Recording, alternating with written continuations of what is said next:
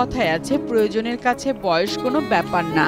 সেই কথাই যেন সত্যি হলো ছোট্ট খাদিজার জীবনে।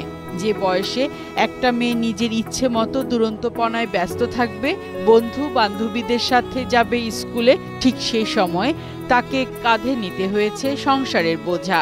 স্কুল ছেড়ে সংসারের খরচ চালাতে রাস্তার পাশে ছোট্ট একটা দোকান দিয়ে বসেছে। সেই দোকানের টাকাও তাকে সংগ্রহ করতে হয়েছে বাড়িতে বাড়িতে গিয়ে। সিরাজগঞ্জের খাদিজার গল্পটা যেন সিনেমাকেও হার মানায়। বাবা মারা গেছিল 4 বছর আগে, তখন আমাদের বাজার করার মানুষ নেই, আমার মামা বাজার করে দিত, আমরা সেটা দিয়ে খাইতাম। আর মামা যখন বাজার করে দিতে পারতো না, আমি দোকান দিয়েছিলাম, মা সুতা টানতো। আমি এক স্কুল ড্রেস পাইছি, সেটা দোকানে আর সুতা টাকা দিয়ে আমরা বাজার করে খাইতাম। 4 বছর আগে খাদিজার বাবা মারা গেলে তার সংসারে নেমে আসে অন্ধকার। অভাব যেন খাদিজাকে গ্রাস করে ফেলে। সেই অভাবের কারণে তার লেখাপড়া বন্ধ হয়ে যায়। দোকানের আয়ে তাদের সংসারও চলছিল না। সেই কারণে তার আর স্কুলে যাওয়া হয়নি।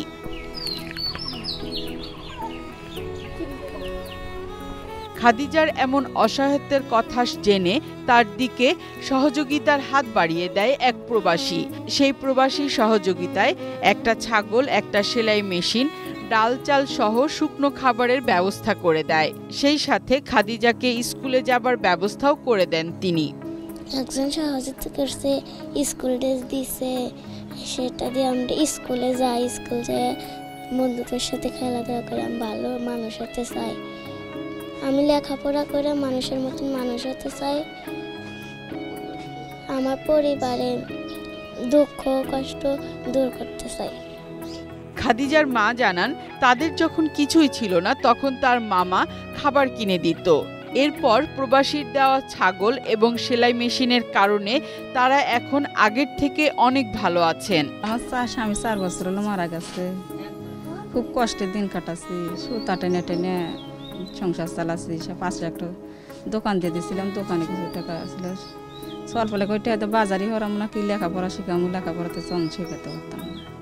তারপরে মামুন বিশ্বাস এসে কিছু বেশ দিছে, ওই দিয়ে খুব মোটামুটি চলতে আসছে। আরও 2-1 যদি সহযোগিতা হরে বেশ আমার চল দুটো ভালো মানুষ করতাম। গ্রামবাসীর সাথে কথা বলে জানা গেছে, তারা নিজেদের মতো করে খাদিজার সহযোগিতা করে আসছে। এরপরও যদি খাদিজার কথা শুনে আরও কেউ সহযোগিতার হাত বাড়িয়ে দিত, তাহলে অসহায় পরিবারটি একটু ভালো থাকতো। আমরা যখন খাদিজা এবং শিমু 2 বোন বাবাকে 4 বছর আগে হারিয়েছে, তারা 2 বোন চট পেরে দোকান করতো এবং ঠিকমতো স্কুলেও যেতে পারতো না সংসারের জন্য। তো আমরা যখন এই পরিবারের খবর পাই, আমরা তাদের বাড়িতে আসি, তাদের নিয়ে বিস্তারিত পোস্ট করলে 82,500 টাকার ব্যবস্থা হয়। সেই টাকা দিয়ে কিন্তু মূলত 5টা ছাগল, একটা সেলাই মেশিন, 4 বস্তা চাউল, ওদের 2 জনের পোশাক, মায়ের পোশাক, তার বৃদ্ধ দাদির পোশাক এবং ওদের 2 জনের স্কুল ড্রেস, স্কুল ব্যাগ এবং জুতো, যা যা লাগে আমরা সব কিছু কিনে দেই। পাশাপাশি নগদ 25,000 টাকা তুলে দেই। তো এখন থেকে আমরা মনে করি 2 বোন যে পরিবর্তন করে দিতে পেরেছি। এখন তারা কিন্তু স্কুলে যাচ্ছে, স্কুল ড্রেস পরে ব্যাগ নিয়ে, মানে তাদের যে ইচ্ছা ছিল সেটা আমরা পূরণ করতে পেরেছি। পাশাপাশি তারা প্রতি মাসে, আমাদের এক প্রবাসী আপু আছে, উনি 2500 টাকা দেবে সংসার খরচের জন্য। তো এখন থেকে তাদের দোকানটা বন্ধ হওয়ার পর তাদের লেখাপড়া কিন্তু গতি বেড়েছে। তো আশা করি তারা এখন ভবিষ্যতে ভালো কিছু করতে পারবে লেখাপড়া করে। এবং এই ছাগল পাশাপাশি সেলাই মেশিন থেকে যে আয় হবে আর মাসিক যে টাকা পাবে, মোটামুটি তাদের পরিবারটা চলে যাবে। আমরা যে সহায়তা করেছি, পাশাপাশি যদি দেশ এবং দেশের বাইরে কেউ এই পরিবারের পাশে দাঁড়ায়, তাহলে কিন্তু আরেকটু তাদের জীবনে ভালো পরিবর্তন আসবে। খুবই কম বয়সী 2টা শিশু সন্তান বা বাচ্চা, তারা খুবই মানবেতর জীবনযাপন করতেছিল। যে বয়সে তাদের পড়ালেখা করার কথা, সেই বয়সে তারা মুদি দোকান দিয়ে তার পরিবারের দায়ভার বহন করতেছিল। তো আপনারা যারা বিত্তবান আছেন, ওনাদের পাশে দাঁড়ালে ওনারা হয়তো বা একটা ভালোভাবে জীবনযাপন করতে পারবে। এই ব্যাপারে সিরাজগঞ্জের রায়গঞ্জ উপজেলার সমাজসেবা অফিসারের সাথে কথা বলে জানা গেছে, তারা খাদিজা ও তার পরিবার সম্পর্কে অবগত আছে এবং তারা চেষ্টা করছে সহযোগিতা করার জন্য।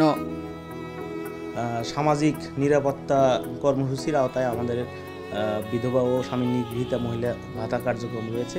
আমরা ওই শিশুটির মাকে বিধবা ভাতার আওতায় আমরা নিয়ে আসতে পারি। পাশাপাশি তিনি যদি কর্মক্ষম হন তাহলে আমরা তাকে আমাদের যে ঋণ কার্যক্রম রয়েছে সেই ঋণ কার্যক্রমের আওতায় নিয়ে এসে তাদেরকে ঋণ প্রদান করতে পারি। তারা বিভিন্ন আয়বর্ধক কাজের সাথে সম্পৃক্ত হতে পারে। এর পাশাপাশি ওই শিশুদের শিক্ষা কার্যক্রমে যাতে আমরা সহযোগিতা করতে পারি, আমাদের সমাজ কল্যাণ পরিষদের মাধ্যমে সময়ে সময়ে অর্থ বরাদ্দ থাকে, আমরা তাদেরকে আর্থিক অনুদান দিয়ে তাদেরকে সহযোগিতা করতে পারি।